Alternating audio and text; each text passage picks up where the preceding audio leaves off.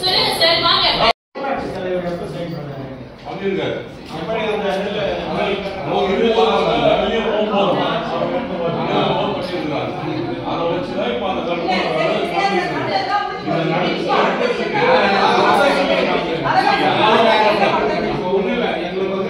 என்னென்ன பிரச்சனை எங்க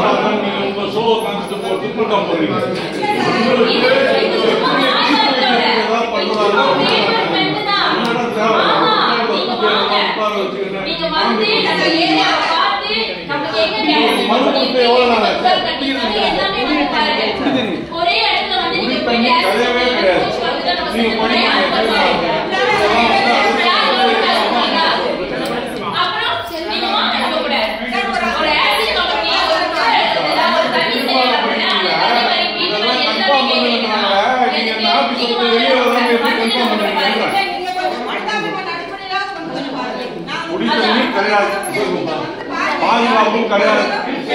பெண்களுக்கு பாதுகாப்பு கிடையாது, குழந்தைகளுக்கு பாதுகாப்பு கிடையாது. எதுவும் இந்த பாதுகாப்பெல்லாம் கிடையாது. எங்கெல்லாம் நாங்க பாதுகாப்பு நாங்க சேஃப்டியா உட்கார்ந்துருக்கோம். இந்த ஊராட்சி எந்த பாதுகாப்பும் பண்ணல. இந்த ஊராட்சியில இருக்கிற அதிகாரி ஆகட்டும் அலுவலர் ஆகட்டும் யாரும் எந்த பணியும் செய்யல. நீங்களாம் ஆபீஸ் வெளியே கூட வரது கிடையாது. எப்படி நீங்க இந்த தீர்மானத்தை நிறைவேற்றுவீங்க? எப்படி கன்ஃபார்ம் உட்கார்ந்து படிக்கிறது நீங்க வரல சார். இதெல்லாம் கன்ஃபார்ம் பண்ணிருந்தா உங்களுக்கு தீர்மானத்தில் அர்த்தம் பண்ணிருக்கீங்க. எப்படி நீங்க பண்ணுவீங்க, அது எப்படி செய்வீங்கன்னு சொல்லுங்க. தீர்மானம் அப்படியே கலெக்டர் தான் போகும். கலெக்டர் தான் இது 1000 ஒரு மனு இருக்கு இதுல. ஓகே, எனக்கு என்னன்னா நீங்க எல்லாரும் வாங்க, நம்ம ஏரியால பண்ற கஷ்டத்தை நீங்க பாக்கணும். இவர் வராரு, இவர் வராரு. நான் என்ன சொல்றேன்னா நீங்க எல்லாரும் வந்து பாக்கணும். இவருக்கு ஒரு லிமிட் இருக்கு, உங்களுக்கு ஒரு லிமிட் இருக்கு, எல்லாருக்கும் ஒரு லிமிட் இருக்குல்ல. சோ அது வந்து பாருங்க நம்ம சைடுல நம்ம சும்மா இங்க வந்து உட்கார்ந்து சார் உங்களுக்கு 1000 வேலை இருக்கு, உங்களுக்கு 1000 வேலை இருக்கு. சோ இது முடிக்கணும்னா நீங்க வாங்க நம்ம கூட.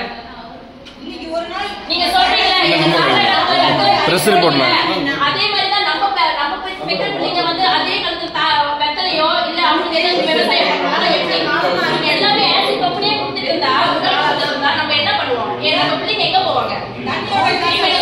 சொல்றீங்களா நான் அந்த காலத்துல நான் இப்படிலாம் பண்ணேன், அப்ப என்னோட பிள்ளைங்க எல்லாரும் என்ன பண்ணுவாங்க? இல்ல எங்க அம்மா அப்பா ஆசிட் கம்பெனில உடன் வாங்கியிருக்காங்க, அந்த சைட்ல தான் வீடு கட்டிருக்காங்க, நம்மளுக்கு வந்து கை வலி வந்துருச்சு, நோய் வந்துருச்சு, தண்ணி மழை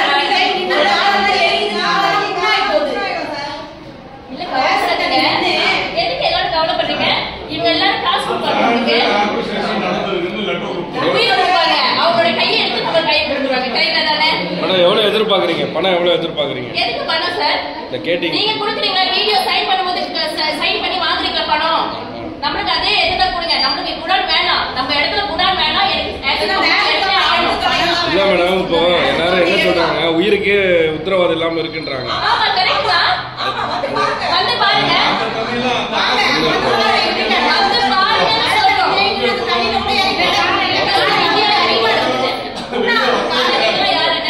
பத்திரிகை பிரஸ் ரிப்போர்ட்டர் மேடம்.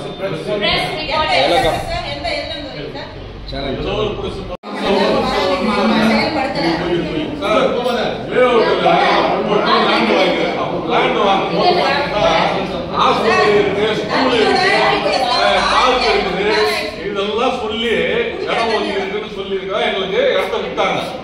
இப்ப அந்த இடத்தெல்லாம் ஆக்கிரமிப்பு பண்ணி வேற ஆளுங்க ஆக்கிரமிச்சு வச்சிருக்கிறாங்க. அதுல வந்து இப்போ ஒரு பெரிய வேர் ஹவுஸ் கட்டிட்டு இருக்கிறாங்க. இது சம்பந்தமா நாங்க லெட்டர் கொடுக்குறோம். ஆனா இது வரைக்கும் சின்ன நடவடிக்கை கூட இவங்க எடுக்கவே கிடையாது. அவங்க சொல்றாங்க வீடியோ கொடுத்துட்டோம், கலெக்டருக்கு கொடுத்துட்டோம், கொடுத்தோம், யார் யார் கவனிக்குமோ எல்லாம் நாங்க கவனிச்சுட்டோம், என்ன பண்ண முடியும் பண்ணிக்கங்க அப்படின்றாங்க. போலீஸ் ஸ்டேஷன்ல வர வச்சு ஏசி எங்களை மிரட்டுறாரு, அந்த லேண்ட் விஷயத்துல தலையிட்டீங்கன்னா உங்களுக்கு உள்ள வச்சுருவேன் அப்படின்னு. இந்த மாதிரி இதே அடுத்து வந்து கமிஷனர் ஆபீஸ் கூப்பிட்டுருக்காங்க, அங்க போய் அலைஞ்சிட்டு இருக்கிறோம். தப்பெல்லாம் இவங்க பண்ணுவாங்க, ஆனா நாங்க லோன்னு எல்லா இடத்துக்கும் அலைஞ்சிட்டு இருக்கிறோம். ஏன்னா இவங்களுக்கு அதிகாரம் இல்லையா? கவர்மெண்ட் உங்களுக்கு பவரே கொடுக்கலையா? கம்மியா இருக்கிறாங்களா? போய் தடுக்க வேண்டியதானே? பாலப்பிரகாஷ் சார் அசோசியேஷனோட கம்ப்ளைண்ட் கொடுத்தாங்க. நீங்க அதிகாரி தானே, நீங்க வந்து ஏன் கேட்கல? 3 மாசம் ஆளுநர் இதுக்காக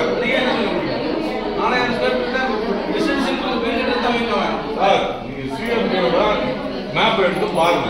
பிரைமரி ரெசிடென்சியல் காமிச்சிருக்கு, அதுல எப்படி சார் லோன் கட்ட அலோவ் பண்ணலாம்,